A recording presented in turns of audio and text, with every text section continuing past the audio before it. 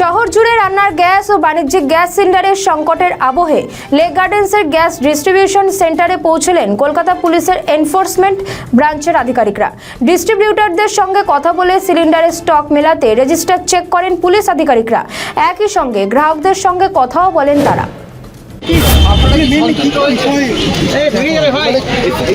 Gas booking নিয়ে recently যে anxiety অনেক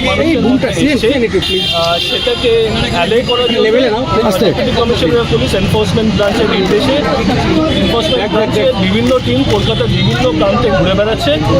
মেন উদ্দেশ্য হচ্ছে টু এনশিওর যে সাধারণ মানুষ কোনো রকম অসুবিধা ফেস না করেন, কোনো রকম ইলিগাল অ্যাক্টিভিটি যেমন হোর্ডিং এটসেট্রা বা নেফারিয়াস অ্যাক্টিভিটি কোনো আনস্ক্রুপুলাস এলিমেন্ট না করে।